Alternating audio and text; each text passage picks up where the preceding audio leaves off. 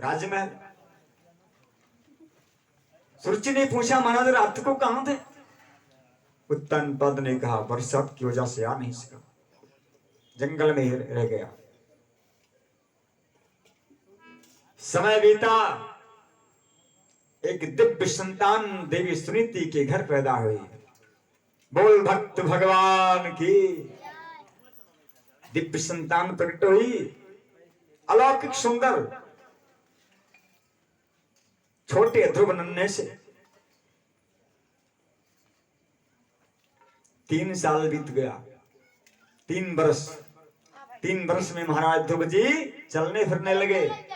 घुंघराले बाल हैं, दिव्य स्वरूप है, संतों के बीच में बैठते हैं, सुबह शाम सत्संग करते हैं, आत्मा को आनंद पाठशाला में शिक्षा ग्रहण करते हैं। 3 साल के बाद वे संत जन कुटिया छोड़ करके जाने लगे। सुनीति से कहा देवी मैं तो जा रहा हूं। सुनीति ने कहा महाराज आप जा रहे हैं, मेरा क्या होगा?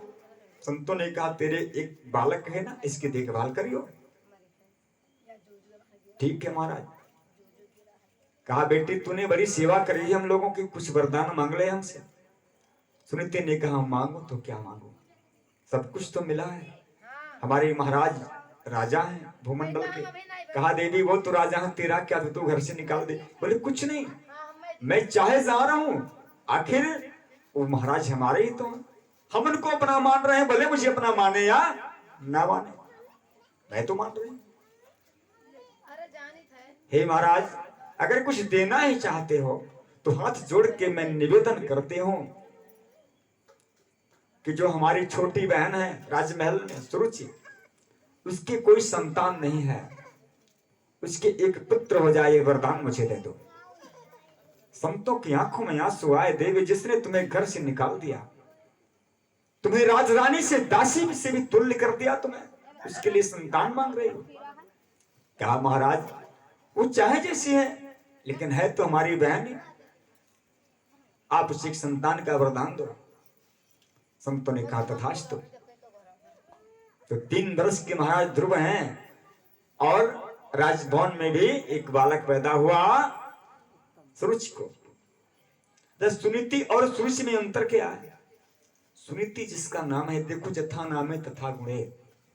आज हमारे भारत में पाश्चात्य परंपरा ने अपना इतना कस के कदम जमाया है कि धर्म के साथ नाम भी बदला जाने लगा। श्यावर रामचंद्र के लिए नाम भी बदल गया, धर्म बदल गया, कर्म बदल गया, और यहां तक ऐसी समस्या, ऐसी विडंबना मतलब आ रही है कि हमारे ग्रंथ भी बदलने पे लोग तैयार हैं। ग्रंथ भी बदलने पर तैयार हैं, आमादा हैं। लेकिन जिस दिन ऐसा हो जाएगा ना, उस दिन हमारे परमात्मा किसी न किसी रूप में अवश्य पहुंचेंगे। जोर लगा ले दुनिया वाले, तू कितना जोर लगाएगा, सत्य सनातन धर्म का झंडा कभी न झुकने पाएगा। सत्य सनातन धर्म का झंडा कभी न झुकने पाएगा। जोर लगाओ दुनिया वाले, जोर लगा ले दुनिया वाले, तू कितना जोर लगाएगा, सत्य सनातन धर्म का झंडा कभी न झुकने पाएगा। सत्य सनातन धर्म का झंडा कभी न झुकने पाएगा।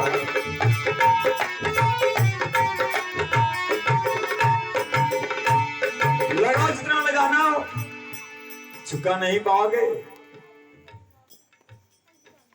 तो सुनीति ने वरदान मांगा, सुरुचि को संतान मिल गई। सुनीति के नाम का अर्थ होता है सुंदर नीति वाली। सुंदर नीति वाली, सुंदर विचार हो, अच्छी बातों को माने, यह ना सोचे कि ये हमको क्यों समझा रहे हैं। अच्छी बात है तो ग्रहण करो, भले कोई छोटा है तो क्या। और सुरुचि का मतलब क्या होता है? कोई चाहे जैसा है उससे मतलब नहीं, वो अपने मन का करने वाले है। श्यावर रामचंद्र के अपने मन का करो, तो अपने मन का मान लिया तुम्हारी सोच कम है और हर कार्य अपने मन का करोगे तो पतन किसका होगा? तुम्हारा ही तो। वो है सोचिए। चलो, ध्रुव जी 5 वर्ष के हो गए। महात्मा ध्रुव 5 वर्ष के हो गए मेरे भक्तों। एक दिन ध्रुव जी महाराज अपने जो बच्चों के साथ खेलते हैं ना, उन बच्चों ने कहा ध्रुव। ध्रुव ने कहा बोलो। बोले तुम्हारे पिताजी का क्या नाम है? अब ध्रुव अपने पिता का नाम है न जाने, अपनी मां के पास आए, बोले मैया हमारे पिताजी का क्या नाम है? तो सुनीति ने कहा बेटा तुम्हारे पिताजी बहुत बड़े राजा हैं और बहुत दूर रहते हैं, उनका नाम पूछ कर क्या करेगा तू? कहा ना मैया मुझे बता।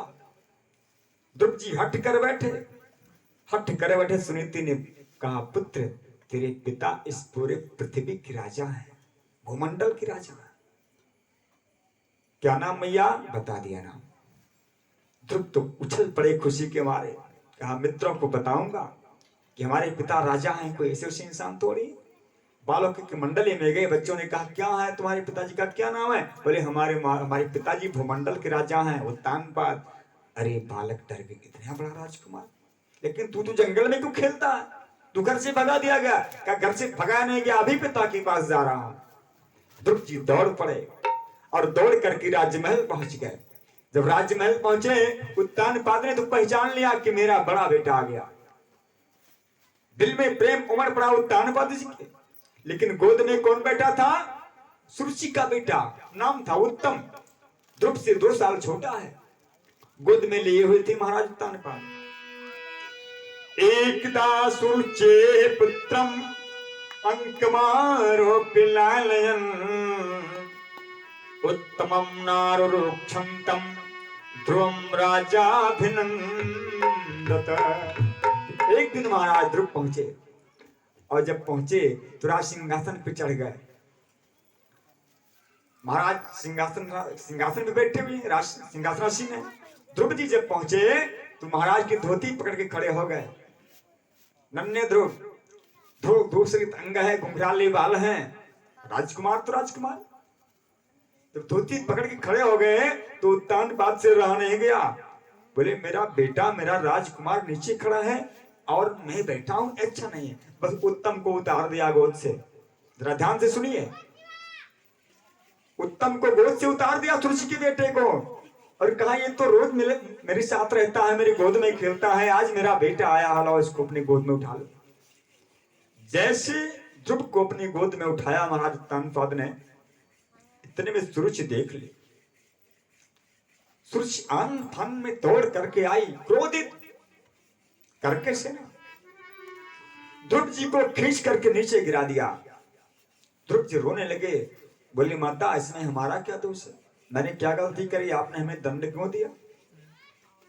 क्यों दंड दिया आपने हमें? अब देखो, उसी जगह उत्तानपाद को बोलना चाहिए था कि नहीं? नहीं बोले। एक पृथ्वी का राजा, उससे कोई जीत नहीं सकता, इतना बलशाली है। लेकिन सो सुनते गति गए हो सुखाई, सो सुनते गति गए हो सुखाई।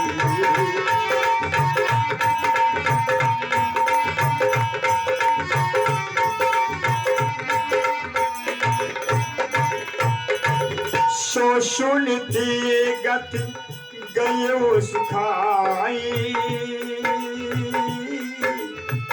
देखो काम प्रताप बनाई। राम सिया राम जय जय राम, राम सिया राम। मंगल भवन अमंगल हारी, द्रवहु सुदशरथ अजर बिहारी। राम सिया राम जय जय राम, राम। उत्तानपाद कुछ नहीं बोले, देखते रहे। ध्रुव जी की आंखों में शरीर में धूल लगा था, मिट्टी से खेल करके आया था, जब आंसू बहे ध्रुव के सब बन गया चेहरे पर, रोने लगे ध्रुव। सुनीत ने कहा मूर्ख, तुझे इतना पता नहीं है महाराज हैं, इनकी गोद में चढ़ गया तू। ध्रुव ने कहा मैया ये तो मेरे पिताजी हैं। क्या कुछ नहीं, भले तेरे पिताजी हैं तो क्या हुआ, मैं तो तेरी माता नहीं हूं। मैं तेरी माता नहीं हूं तो तुम्हें इनकी गोद में बैठने का अधिकार नहीं है, भले तुम्हारे पिता हैं तो क्या। ध्रुव ने कहा तो माता इनके गोद में बैठने का अधिकार मुझे कब मिलेगा। तो सुरुचि क्या कह रही है जरा सुनिए, व्यास जी लिखते हैं। महात्मा सुखदेव जी ने कहा परीक्षित, उस समय सुरुचि ने क्या कहा, बालो शिवत नात्मानम अन्य स्त्री गर्भ संवृतम न्यूनम वेद भवान यस्या दुर्लभेर्थे मनोरथा। ध्रुव, अगर इनकी गोद में तू बैठने का आदी है, बैठना चाहता है तो जा, पहले किसी जंगल में जाकर तपस्या कर। अच्छा मैया, ध्रुव जी खड़े सुनना, तपस्या कर जाके। ध्रुव ने कहा फिर, बोले तपस्या करते करते मृत्यु आए तो मर जा। फिर माता, और मरने के पहले अगर तुझे कोई वरदान देने आवे तो वरदान में मांग लेना। क्या मांगू? वरदान में मांगना कि मेरी मृत्यु के बाद जब अगला जन्म मिले तो सुरुचि के गर्भ से पैदा हो जाऊं। उस मूर्ख स्त्री ने यह भी नहीं सोचा कि जो भगवान को पा जाएगा तब फिर सुरुचि के गर्भ में आने की उसे क्या आवश्यकता है। अर्थात उसने अपने गर्भ को भगवान से भी बड़ा मान लिया। ध्रुव रोते रोते लौट पड़े, सुनीति के पास आए, बोल नहीं पाती है, इतना हृदय अवरुद्ध हो गया है।